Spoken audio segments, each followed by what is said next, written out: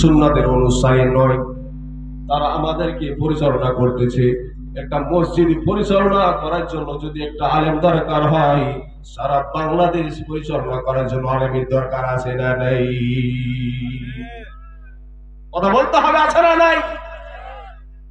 আজকে মুসলমান চুপ থাকার কারণে তাগত শক্তি সুযোগ পেয়ে বসেছে। আজকে আমাদেরকে নির্যাতিত হতে হচ্ছে। সারা পৃথিবীর মুসলমান আজকে নির্যাতিত কিসের জন্য? অপশক্তি আমাদেরকে বেড়ে বসেছে, আমাদেরকে সামনে অগ্রসর হতে দিচ্ছে না। এই জন্য আমাদের ঐক্যবদ্ধ হওয়া দরকার। আজকে দুঃখজনক হলে সত্য, আলেম আলেমের বিভেদ। দেখো, একজন আলেম মঞ্চে উঠলে আরেকজন আলেম চায় যে সেই জন্য দ্বিতীয় দিন আর আলোচনা করার সুযোগ না পায়। সাইদি সাহেবকে কারাবদ্ধ করার পিছনে কিছু কিছু আলেমদেরও হাত ছিল, বিশ্বাস হয়? মিজানুর রহমান আজহারকে দেশ ছাড়া করার জন্য কিছু কিছু আলেমদেরও এখানে পক্ষ রয়েছিল, কি বলেন, বিশ্বাস হয়? আজকে চাঁপাইনবাবগঞ্জ আমির হামজাকে আসতে দেওয়া হয় নাই। কোরআনের মঞ্চ তৈরি করা হয়েছে, বিশাল আয়োজন, লাখ লাখ মানুষের ঢল নামবে, অনেক বিপুল পরিমাণে তারা ব্যয়বহুল খরচ করে ফেলেছে। রাত্রে পুলিশ এসে বলতেছে মাহফিল করতে দেওয়া হবে না, যদি জোর করে নিয়ে আসতে চাও তাহলে তোমাদেরকে অ্যারেস্ট করে নিয়ে যাওয়া হবে। আরে কোনো অন্যায় কখনো করে না, কারো হক নষ্ট করে না।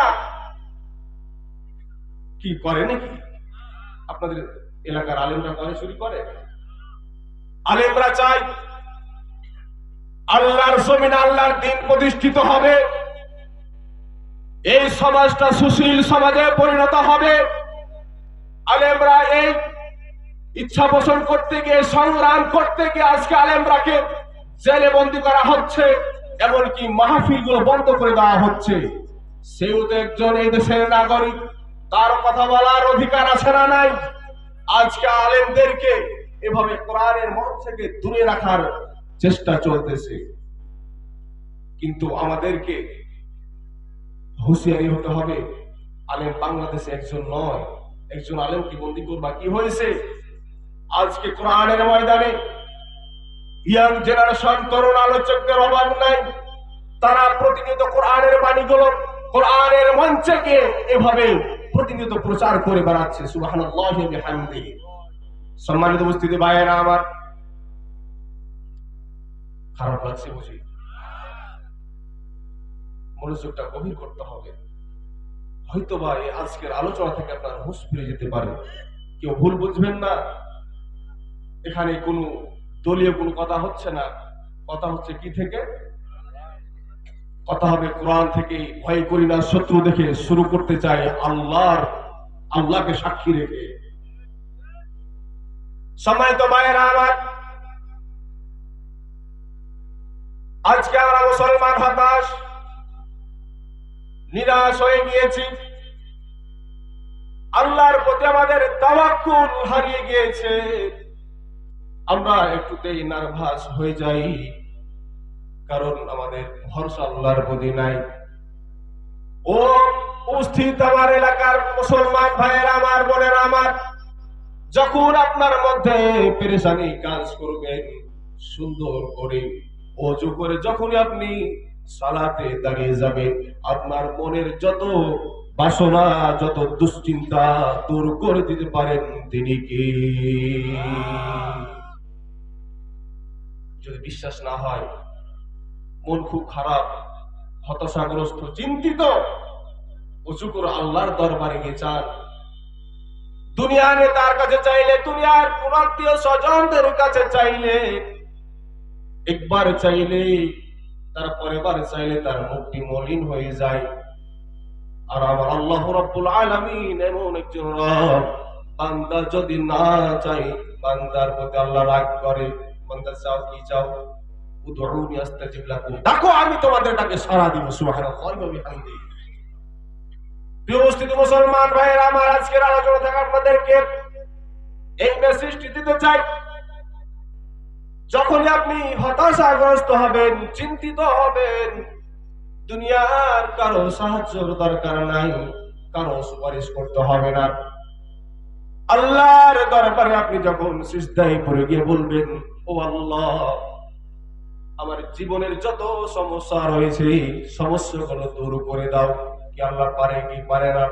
ও আল্লাহ, আমার যদি তুমি ব্যবস্থা করে দাও, উত্তম ফয়সালার ব্যবস্থা করে দাও।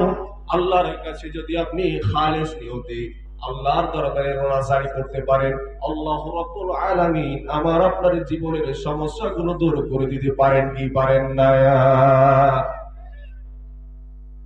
কিন্তু আমরা এমন হতে পারি না। চার সিস্টেম জানি না আমরা। মানুষের পিছন ঘুরতে ঘুরতে আমরা তার বাড়ি কাদা করে ফেলেছি, কিন্তু আল্লাহর দরবারে একবার চেষ্টা করি নাই যে আল্লাহ তুমি আমার সমস্যা দূর করে দাও। সম্মানিত উপস্থিতি ভাইয়েরা আমার, মুমিন বান্দা, বিআমওয়ালিকুম ওয়া আনফুসিকুম, জান দিয়ে মাল দিয়ে আল্লাহর রাস্তায় সংগ্রাম করবে, চেষ্টা করবে। জিহাদের মানে এটা নয় শুধু রক্তাক্ত হবে। জিহাদের মানে হচ্ছে আপনি চেষ্টা করবেন, আপনার সমাজটাকে ভালো করার চেষ্টা করবেন, আল্লাহর জমিনে আল্লাহর দ্বীন বাস্তবায়নের জন্য আপনি চেষ্টা করবেন। এটাই হচ্ছে জিহাদ। কেউ ভুল বুঝবেন না। আবার সম্মানিত ভাইরা আমার, এই জিহাদের ব্যাখ্যা করতে গিয়ে বিশ্ববিখ্যাত মুফাসসিরিনে কোরআন সাইয়্যিদ কুতুব রাহমাতুল্লাহ আলাইহি জেলের মধ্যে বন্দী করা হয়েছে। তিনি জিহাদের ব্যাখ্যা করেছিলেন, একজন মানুষের যদি হাত না থাকে সে মানুষটি মরে না বাঁচে? কথা বলতে হবে, বাঁচে কি বাঁচে না? একজন মানুষের যদি পা না থাকে তাও মানুষটি বেঁচে যায়। কি বলেন, বাঁচে কি বাঁচে না? একজন মানুষের যদি গর্দানটা চলে যায় তাহলে সেই মানুষটির বাঁচার আর কোন সুযোগ থাকে নাকি? কথা বলতে হবে, থাকে নাকি? এই আজকে আমাদের মাঝে জিহাদের তামান্না না থাকার কারণে, সংগ্রাম না থাকার কারণে আজকে আমাদের মধ্যে এমন ফাসাদ সৃষ্টি হয়। মুসলমানদের মধ্যে যদি জিহাদ না থাকে তাহলে মাথা ছাড়া একজন মানুষ যেমন বাঁচে না, জিহাদ ছাড়া দ্বীন ইসলামকে প্রতিষ্ঠিত করা সম্ভব হবে না।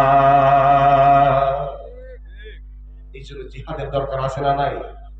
সম্মানিত উপস্থিতি ভাইয়েরা আমার, সাইয়্যিদ কুতুব রাহমাতুল্লাহ আলাইহি এই ব্যাখ্যা করেছেন জিহাদের। তৎকালীন জালিম শাসক তাকে গ্রেফতার করেছে, জেলের মধ্যে তাকে বন্দী করেছে। জেলের মধ্যে বন্দী করে ক্ষান্ত হন নাই। জেল সুপারকে বলতেছে তাকে যদি বাঁচিয়ে রাখি তাহলে হয়তোবা সে জেল থেকে বের হয়ে যাবে। বের হয়ে গিয়েছে, তার তাওহীদি জনতা নেই, আমাকে ক্ষমতা থেকে নামিয়ে দিবে, আমাকে ক্ষমতা হারা করে দিবে। এই সুযোগ তাকে দেওয়া হবে না, তাকে মেরে ফেলতে হবে, তাকে বাঁচিয়ে রাখার কোন সুযোগ দেওয়া হবে না। প্রিয় ভাইয়েরা আমার, মনোযোগটা গভীর করে শুনুন। হৃদয় বিদারক একটি ঘটনা। সাইয়্যিদ কুতুবকে রুমের মধ্যে বন্দী করে 10টি পাগলা কুত্তাকে ছেড়ে দেওয়া হয়েছে। প্রশিক্ষণ প্রাপ্ত পাগলা কুকুর। সেই জালিম সরকারের কিছু শত্রুকে কুকুরগুলো হত্যা করে ফেলেছে কামড় দিয়ে। প্রশিক্ষণ প্রাপ্ত কুকুর ঘরের মধ্যে বন্দী করে 10টি কুকুরকে ঘরের মধ্যে ছেড়ে দেওয়া হয়েছে, তালাবদ্ধ করা হয়েছে। সকালে দেখতে গিয়েছে তার মরা দেহটি, সকাল সকাল চলে গিয়েছে, এসে নাস্তা করব। জেল সুপারকে বলতেছে আমি দেখতে চাই তার মরা দেহটি কি পরিমাণে ক্ষত বিক্ষত হয়ে পড়ে রয়েছে। মজার বিষয় হচ্ছে যখনই তারা দেখতে গিয়েছে তারা আশ্চর্য হয়ে গিয়েছে। পাগলা কুত্তাগুলো মুফাসসিরিন কোরআন সাইয়্যিদ কুতুব রাহমাতুল্লাহ আলাইহির পায়ের কাছে বসে লেজ নাড়াচ্ছে বিড়ালের মতো করে। আশ্চর্য বিষয় কিনা, কথা বলতে হবে। পাগলা কুত্তা যদি আপনার কাছে আসে আপনি বেঁচে থাকবেন নাকি? সাইয়্যিদ কুতুবের কাছে 10টি পাগলা কুত্তা ছেড়ে দেওয়া হয়েছে, তারপরও তার কিছু করে নাই, নেজ নড়াচ্ছে। দেখে আশ্চর্য হয়ে গিয়েছে, কি এমন কুকুরকে কি করেছে যার কারণে কুকুর তার ভক্ত হয়ে গিয়েছে? মনে হচ্ছে সাইয়্যিদ কুতুবের বয়ানগুলো শুনতেছে। সুবহানাল্লাহি ওয়া বিহামদি। তারা দেখলো এইভাবে তাকে মারা যাবে না, অন্য একটি অবলম্বন করতে হবে পথ। ফাঁসির কাস্টে ঝুলাতে হবে। আরেকটি মামলা দিয়ে ফাঁসির কাস্টে ঝুলানো হয়েছে। ও মুসলমান ভাইয়ের আমার, সাইয়্যিদ কুতুবকে এইভাবে দুনিয়া থেকে শহীদ করে দেওয়া হয়েছে। অপরাধ কি? জিহাদের ব্যাখ্যা করতে গিয়ে তার আজকে শহীদ হয়ে গিয়েছে। শহীদেরা কখনো মরে না, তারা হচ্ছে জীবিত, কিন্তু আমরা তা বুঝতে পারি না। সম্মানিত উপস্থিতি ভাইয়েরা আমার, আজকে আমাদের মধ্যে জিহাদের আমল না থাকার কারণে, আজকে আমাদের মধ্যে জিহাদের তামান্না না থাকার কারণে আমরা আজকে মুসলমান হতাশাগ্রস্ত। আজকে আমাদের সমাজে বেহাপনা বেরিয়ে চলেছে। এত ওয়াজ চলতেছে, তারপরও নামাজের সংখ্যা বাড়ে না। বাড়ে নাকি? আমরা অনেক এটা নালিশ করি, এত ওয়াজ করি, কি হয়? নামাজে তো মানুষ বাড়ে না, বরং কমে যাচ্ছে। যতদিন পর্যন্ত আল্লাহর জমিনে দ্বীন ইসলাম প্রতিষ্ঠিত না হবে, ততদিন পর্যন্ত মানুষকে নামাজি বানানো সম্ভব হবে না। র‍্যাব দিয়ে, বিটিআর দিয়ে অন্যায় থেকে মানুষকে দূরে রাখা যায় না। যতক্ষণ পর্যন্ত মানুষের মধ্যে আল্লাহর ভয় সৃষ্টি না হবে, যতক্ষণ পর্যন্ত মানুষ বুঝতে না পারবে যে দুনিয়া কিছুই নয়, দুনিয়া ক্ষণস্থায়ী জীবন। সম্মানিত ভাইয়েরা আমার, আমাদের জীবনটা কতটা ক্ষণস্থায়ী। কচু পাতার উপর যদি পানি দেওয়া হয়, কচু পাতার উপর পানি টলমল টলমল করে, কি বলেন, করে কি করে না? আমাদের জীবন এমন একটি ক্ষণস্থায়ী জীবন। আমরা যারা এখানে উপস্থিত হয়েছি সহি সালামতে বাড়ি পৌঁছাবো, তার কোনো গ্যারান্টি কেউ দিতে পারবেন নাকি? তাহলে আমাদের জীবন কতটা ক্ষণস্থায়ী। মাওলানা রুমি একটি ব্যাখ্যা দিয়েছেন মানুষের হায়াত নিয়ে। একটা পাখি সপ্তম আসমান থেকে জমিন ভর্তি যদি সরিষার দানা থাকে, একটা একটা করে নিয়ে যাবে সপ্তম আসমানের উপরে। কত নম্বর আসমান? 7 আসমানের উপরে। 70,000 বছর বিশ্রাম নেবে, এরপর আবার দুনিয়াতে আসবে। এভাবে বিরতি নিতে নিতে একটা একটা করে পৃথিবীর সকল সরিষার দানাগুলো যদি নিয়ে যাওয়া শেষ হয়ে যায়, উপস্থিতি ভাইয়েরা আমার, মনোযোগটা গভীর করেন। তারপরে দুনিয়া এবং আখিরাতের যে ডিফারেন্স, দুনিয়া এবং আখিরাতের যে সময়ের ডিফারেন্স, আমার আপনার ক্যালকুলেশনে কখনো ধরবে না। দুনিয়া ভর্তি সরিষা শেষ হয়ে যাবে, তারপরে দুনিয়া এবং আখিরাতের যে সময় ডিফারেন্স, এটার কোনো হিসাব নাই। দুনিয়াটা কত তুচ্ছ একটি সময়। রাসূল সাল্লাল্লাহু আলাইহি ওয়াসাল্লাম হাদিসের মধ্যে বলতেছেন, ওয়াল্লাহ মা মাসালুদ দুনিয়া ফিল আখিরা ইল্লা মিসলু। আল্লাহর কসম করে বলতেছি, রাসূল বলতেছেন, যদি কোনো ব্যক্তি সাগরের কিনারায় চলে যায়, সাগরে গিয়ে যদি তার একটি আঙ্গুলকে জমির মধ্যে ডুবিয়ে দেয়, আঙ্গুলটি উঠানোর পর আঙ্গুলের মধ্যে যে পানিটি উঠে আসবে সেটা হচ্ছে দুনিয়ার হায়াত। আর পুরো সমুদ্রের মধ্যে যে পানিগুলো রয়ে গেল সেইগুলো হচ্ছে আখিরাতের সময়। সুবহানাল্লাহ ওয়া বিহামদিহি। কল্পনা করতে পেরেছি আমরা দুনিয়া এবং আখিরাতের সময়ের কতটা ব্যবধান। একটু সময়ে আমরা কত লাফালাফি করি, অল্প সময়ের হায়াতে আমরা আখিরাতকে ভুলে গিয়েছি। বেমালুম আমাদের মনে নাই, দুনিয়া নিয়ে আমরা পাগল পারা হয়ে গিয়েছি। সম্মানিত উপস্থিতি ভাইয়েরা আমার, দুনিয়ার শত চিন্তা আপনাকে মাথায় থেকে নেমে দিতে হবে। দুনিয়ার সম্পদের জন্য প্রতিযোগিতা নয়, আখিরাতের জন্য প্রতিযোগিতা শুরু করে দিতে হবে। আজকে আমরা দুনিয়ার প্রতিযোগিতা করতে করতে আখিরাতের প্রতিযোগিতা আমরা ভুলে গিয়েছি। আমার বাড়ির পাশে কে দোতলা তিনতলা বাড়ি করেছে সেদিকে আমরা তাকিয়ে বসে আছি, আমার হয় না কেন। কিন্তু আপনাকে মনে রাখতে হবে দুনিয়ার সম্পদ ধোঁকা ছাড়া আর কিছুই নাই। এই দুনিয়ার সম্পদ আমাদের ধোঁকা, এইগুলো আমাদের কোনো কাজে আসবে না। এগুলো দুনিয়ার শুধু ভোগ বিলাসিতা।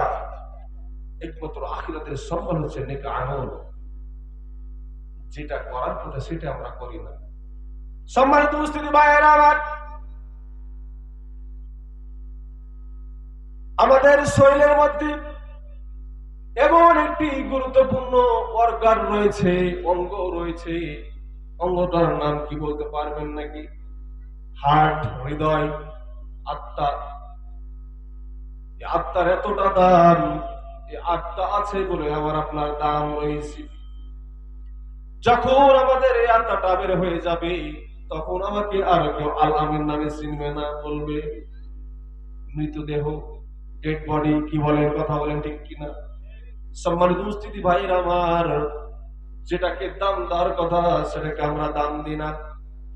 আমরা দুনিয়ার যত শরীরকে ফিটনেস রাখার জন্য, চিকন রাখার জন্য আমরা প্রতিনিয়ত কত সাবান সোডা ব্যবহার করি শরীরটাকে তাজা করার জন্য, সুন্দর করার জন্য।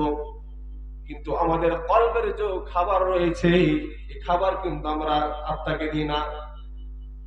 আত্মা হচ্ছে আল্লাহ রাব্বুল আলামিনের পক্ষ থেকে।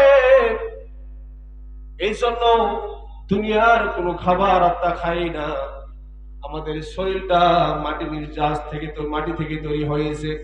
এই জন্য আমাদের শরীরে মাটির নির্যাস থেকে যে খাদ্য তৈরি হয় সেগুলো আমরা খাই। এই আত্মা যেহেতু আল্লাহ রাব্বুল আলামিনের পক্ষ থেকে, এই জন্য দুনিয়ার কোনো খাবার খাই না। এই আত্মা হচ্ছে কোরআনুল কারীমের খাবার খাই। সুবহানাল্লাহ।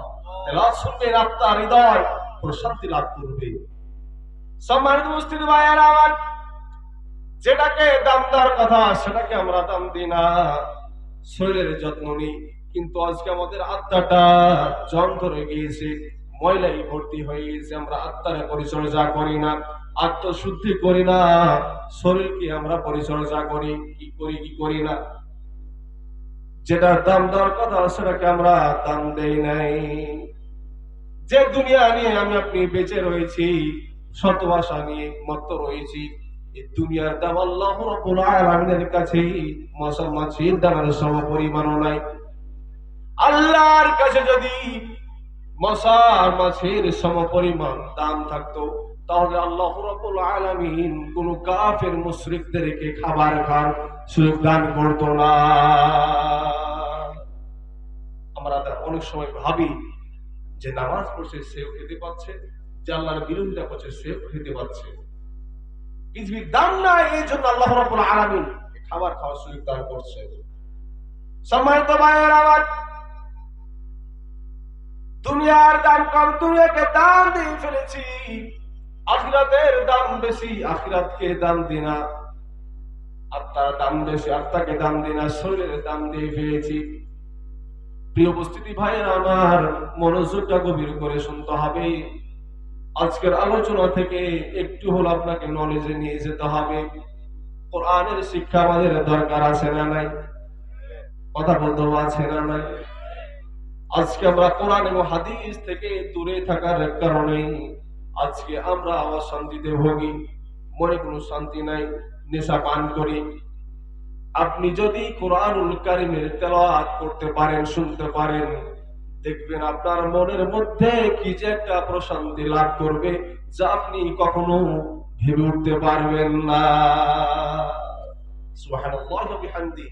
মুমিনের গুণ হচ্ছে এটা, যখন তেলাওয়াত শুনবে তখন তার ঈমানটা বেড়ে যাবে। সুবহানাল্লাহি ওয়া বিহামদিহি। আজকে আমরা কোরআনের শিক্ষা থেকে দূরে রয়েছি, এতটা দূরে আমরা এই কোরআনকে ফোর্থ সাবজেক্ট মনে করেছি। কি সাবজেক্ট? ফোর্থ সাবজেক্ট মনে করেছি। পড়লে হয় না, পড়লে হয়। অনেক আবার মনে করে যে মেয়েকে যদি কোরআনটা না পড়ায় বিয়ে হবে না। দেখতে এসে বলবে যে মেয়ে কি কোরআন পড়তে জানে, আমরা এই উদ্দেশ্য কোরআন শিখাই। কি বলেন? কথা ভুল বলছি নাকি? কিন্তু আপনাকে মনে রাখতে হবে, এই কোরআন শিখা শুধু মেয়ের বিবাহ দেওয়ার জন্য নয়। তালাবুল ইলমি ফারিদা আলা কুল্লি মুসলিম ওয়া মুসলিমাত। কোরআনের শিক্ষা তালবে ইলম পুরুষ এবং নারী উভয়কে করতে হবে। সম্মানিত ভাইয়েরা আমার, আজকে আমাদের মধ্যে কোরআন হাদিসের জ্ঞান না থাকার কারণে ছোটরা বড়দেরকে সম্মান দেয় না। কি বলেন? দেয় নাকি? বড়রা ছোটরাকে স্নেহ করে না। আজকে আমাদের সমাজটা যেন উল্টা চলতেছে, মনে হয় না?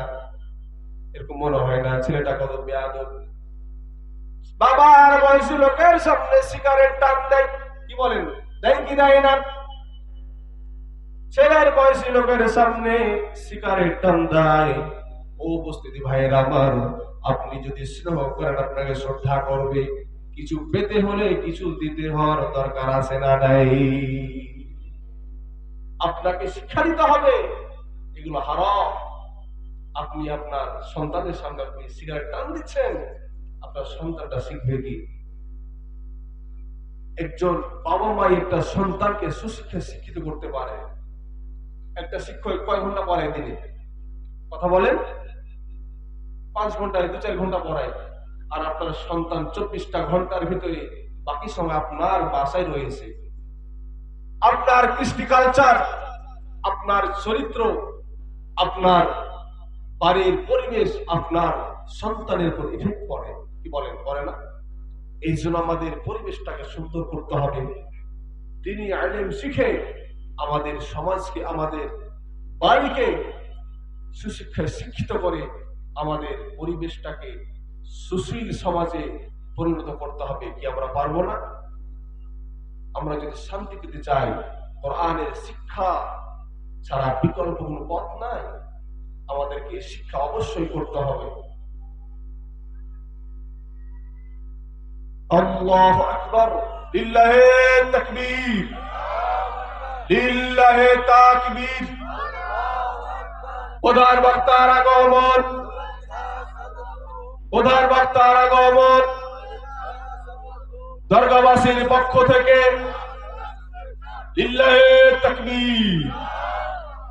যেটা বলতেছিলাম সম্মানিত ভাইরা আমার,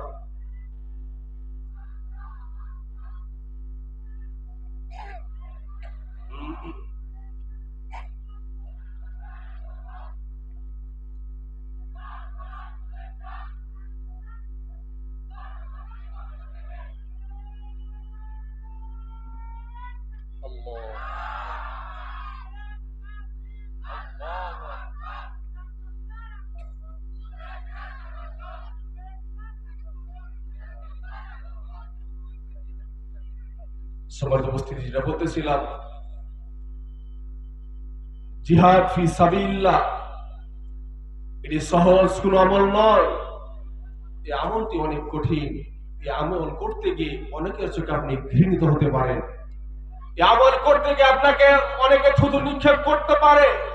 এই আমল করতে গিয়ে অনেকে আপনাকে গালিগালাজ করতে পারে, অনেকে আপনাকে মিথ্যা মামলা দিতে পারে, অনেকে আপনাকে অপবাদ দিতে পারে। তারপরে আলেমরা এই পথ থেকে দূরে সরে যাবে না। কারণ আজকে আলেমরা আছে বলে আজকে আমাদের সমাজে দিন টিকে আছে। কি বলেন? কথা বলেন ঠিক কিনা? সম্মানিত ভাইয়েরা আমার, রাসূল সাল্লাল্লাহু আলাইহি সাল্লাম নামাজের জন্য, হজের জন্য, যাকাতের জন্য দন্দই মুবারক শহীদ করেন নাই। নামাজের জন্য, হজের জন্য 3টি বছর সিয়াবে আবু তালেবের উপত্যকায় বন্দী জীবন যাপন করেন নাই।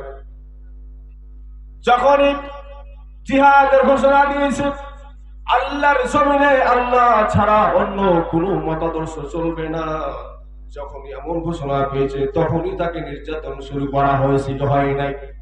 যুগে যুগে যারা এই হক কথা বলে, আল্লাহর রাস্তায় চলার চেষ্টা করে, আল্লাহর জমিনে আল্লাহর দ্বীনকে প্রতিষ্ঠিত করতে চায়, সব যুগে এই জালিম শাসকরা তাদের উপর নির্যাতন চালায়। আজকে বুঝি নাই, কথা বলে বন্ধু বাজার হয়ে যায়।